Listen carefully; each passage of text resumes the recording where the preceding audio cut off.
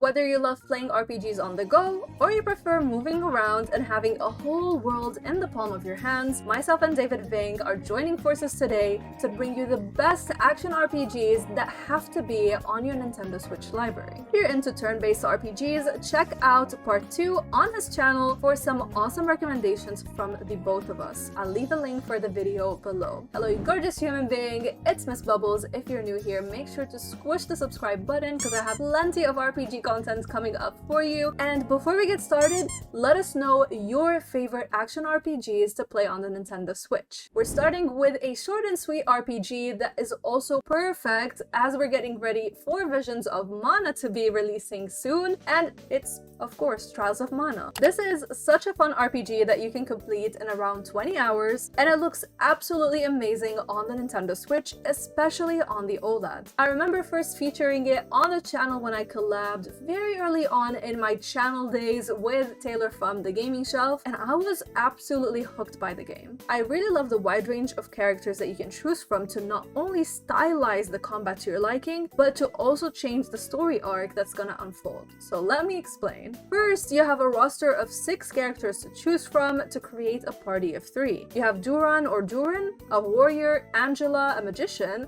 Charlotte, Chawit, she says that about herself, a cleric, we need to talk about her. She's pretty annoying. Kevin, a grappler, Hawkeye, a thief, and Reese, an Amazon. And each character can be mended to become the type of hero that you want them to be, but then also, there are 3 pairs that share the same villain, meaning you can experience that villain's and hero's story arc to the fullest. I really appreciate this type of game style because if you want to play the game and just play it once and finish it in 10 to 15 hours, you can do that, but then if you want to explore the other heroes and villains' stories, then you can just go in and have another playthrough, while also trying different characters' classes pretty much. The world is fun to explore, the combat is satisfying, and the game overall is rewarding to play. If you've played Trials of Mana, I would love to know how your party looked like and who was your favorite villain plus hero story. Let's hear from our amazing guest, David. Ys 8, Lacrimosa of Dana. Popular opinion states that this here is the best game in this long-running series, and I tend to agree. After their portable stint with Ys 7, Falcom returned to their console roots and used the hardware to best advantage and really crafted a true masterpiece. 8-All is, of course, shipwrecked as usual, but this time on the cursed island of Siren, and it's there that he sets out to explore the tropical landscapes, rescue other passengers marooned on the island, and build a bustling settlement. It's kind of odd though, because in all the other games, he washes up in like a civilization, but not here. It's like some sort of like prehistoric, uncharted landscape filled with dinosaurs and stuff. And about halfway through the game, you'll encounter Dana segments, where you learn all about the history of the island, the native inhabitants, and her connection to 8-All. Ys 8, I know that the franchise as a whole is one of my Discord members' favorite games to play, and for me, I've tried Ys 8, but I just didn't have a good time, and it was mostly because of the map, and it's something similar that I had as an experience with Xenoblade Chronicles 2, apart from that terrible combat. Don't at me in the comments, but I just couldn't get into Ys 8 because of how the camera was working, how the map was. I just remember not having a good time with it, and I just dropped it, but let me know what you think about it. Now, there's no way that I'm making a Nintendo Switch list about the best action RPGs, and I'm not gonna mention this game. There's just no way. I remember I used to feel so intimidated by this game when I would see it on like store shelves. When I got my Nintendo Switch, I just said, you know what, like, I'm gonna buy it, and I fell in love, and I'm talking about Skyrim. This was my first ever experience of it, and it was in vanilla mode on the Nintendo Switch, and man, did this game just grip me. And yes, of course, I fell into the same skill and class trope of a thief archer, cause haven't we all? And guess what, to this day, I have like 300-400 hours in the game distributed between the vanilla mode on my Nintendo Switch, and then the modded game on my PC. And when I say modded, like, my PC felt like a jet and it was about to burst in my room. Even though I've had all of these hours, not once did I fight a dragon. I refuse it, especially on the Nintendo Switch, because I heard once you trigger them, they're gonna come in and annihilate and wipe out freaking the whole town, and people are dumb and they want to go fight it. But then I know there's a mod for it on PC, but I don't know. There's something about those dragons that just scares the crap out of me. Like, I've done all the factions, the storylines, stuff like so many quests, everything, you name it, played the DLC content, especially on the Nintendo Switch. I've played it so many times, but I refuse to deal with any dragons. But apart from that, this is truly a game you can lose yourself in for hours. You're gonna adopt kids and get dogs and get married and get your spouse killed because they decide to vanish, and there are just so many shenanigans to be had. This is a must play on the Nintendo Switch. Now, Bethesda, where's Fallout? Back to you, David. Harvestella. Whenever I first heard about this game, I thought to myself that it was just going to be like another Harvest Moon, Stardew Valley, or Rune Factory clone, but thank God it is not. Instead, this is its own thing, and it's really something special. With farming and sim elements, a time system for NPCs similar to Ephemeral Fantasia, and playing much more like Secret of Mana rather than anything resembling that boring Harvest Moon, this here is a keeper. All the sim elements and crafting are definitely there, but it's not the focus. Instead, the real focus is on exploring beautiful, seasonally themed environments, getting to know all the quirky inhabitants of the world, and experimenting with all the different jobs available to you. This beautiful game tells a captivating tale of love and loss, and it's not something that you'll soon forget, so wrap yourself up with this on a cozy night at home.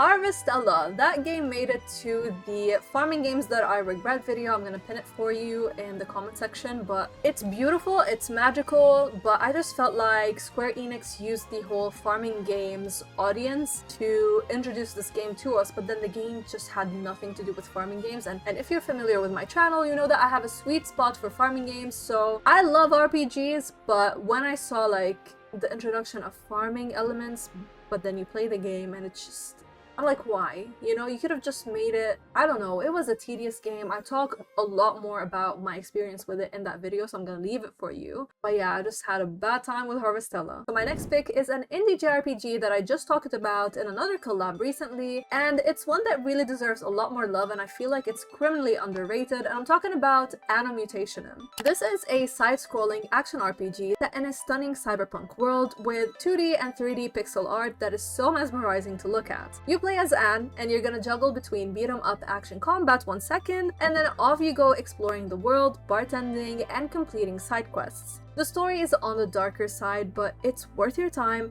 and the skill progression loop is fun. You can deassemble weapons and upgrade them, but you can also choose how you want Anne to be on the battlefield by choosing the skills that you want her to excel in. There's a bit of humor sprinkled in there, some of the conversations are witty and fun, and the cast of characters is entertaining, and you'll definitely find yourself growing attached to some of them. The dungeon crawling can be a bit confusing with the side scrolling, and sometimes you will find yourself getting lost in the dungeons, at least I did, but I feel like this small nitpick is not enough to just dismiss the game. I definitely think that it's 100% worth your time, especially if you're looking for an action JRPG. David, what's your next pick? Xenoblade Chronicles Definitive Edition.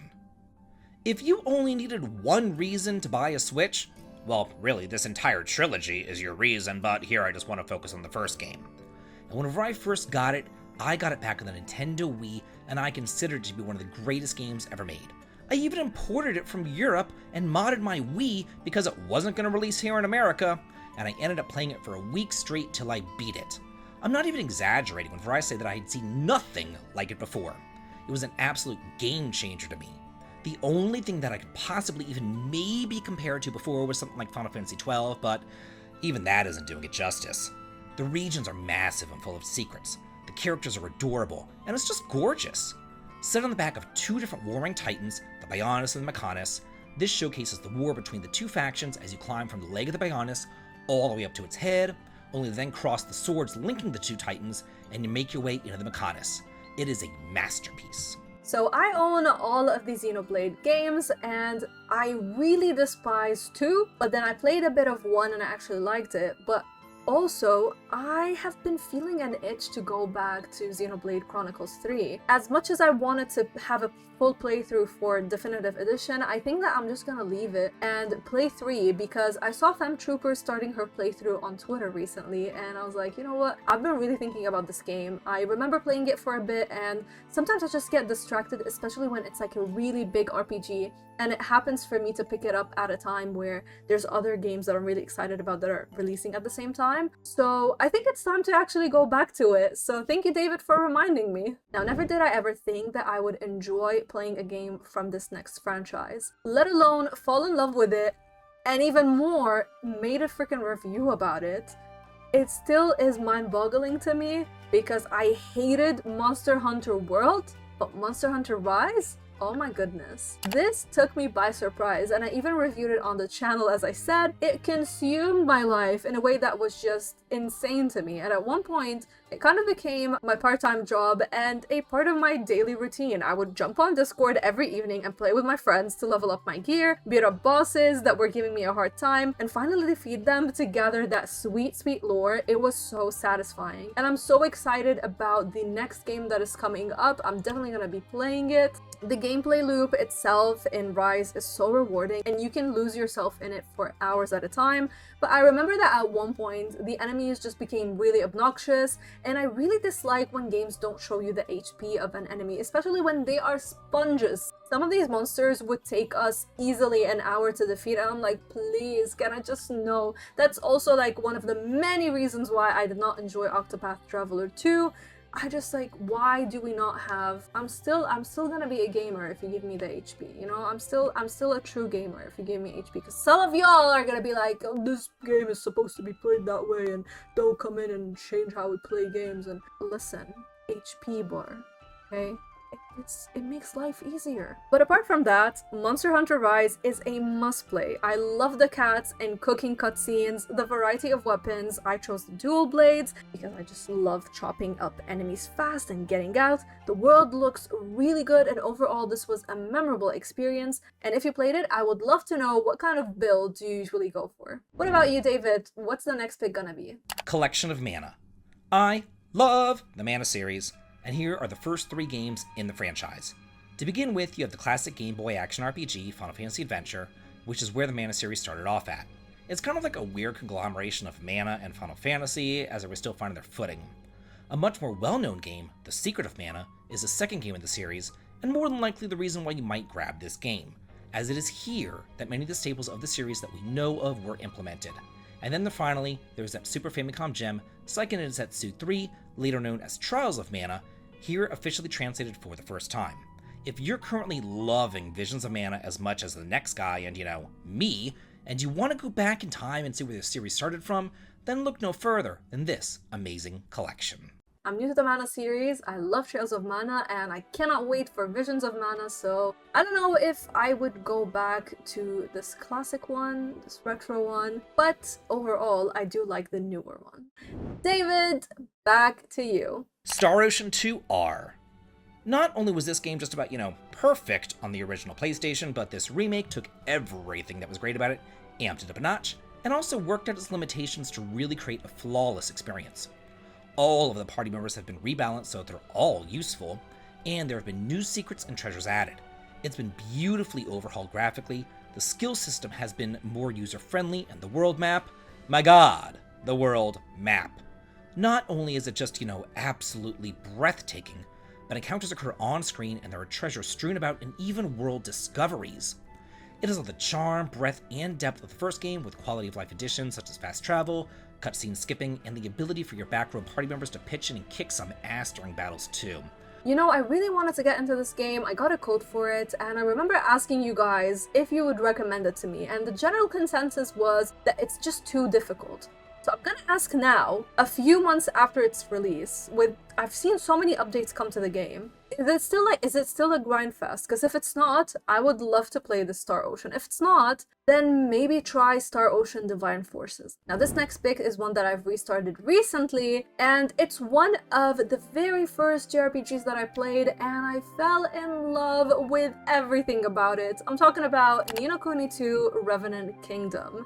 I still believe this is the reason why I fell in love with the genre. I really enjoy the mix of gameplay elements that it brings to the table, from the cute higgledies which assist you on the battlefield, to the kingdom management where you can slowly progress and upgrade your abilities, then having skirmishes where they take on a more tactical format, and the overall combat here where you switch between characters and experience different classes. The world is so magical and beautiful, the story is adorable and cutesy, but despite all the cuteness in here, the dungeons can kick your butt, especially the really long ones. So sometimes if you don't grind enough outside and then you end up in a dungeon, you might just, like, what happened with me is I ended up in one of the dungeons and I wasn't strong enough. It was about 25 hours into the game and I was overwriting my saves. I always do that mistake, so just don't overwrite your saves. But I did that, and I just lost like 5 hours in that dungeon and I just couldn't progress. Like, I would reach the last boss and it was impossible to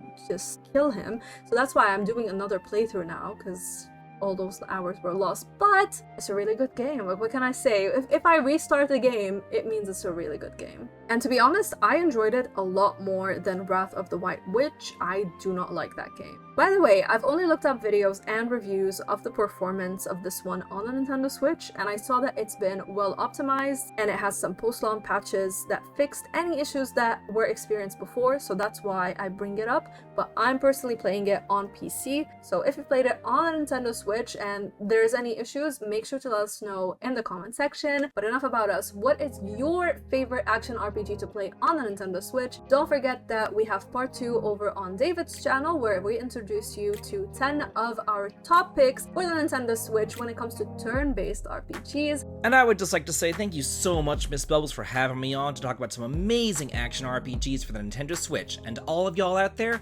have a good day. So I'm gonna leave the link to it down in the comment section. Thank you so much to David for coming over and sharing the bubbly stage with me. I always love hosting collabs. So guys, if you enjoy this, make sure to squish the like button, because if they do well, then it means more people are gonna be excited to be guests over and we can have some crossovers over at the Bubbly channel. Thank you to my YouTube and patrons for making videos like this possible. Thank you for watching, and a special shout out goes to the games I mentioned, Jake, Logan, and Stephanie for going the extra mile.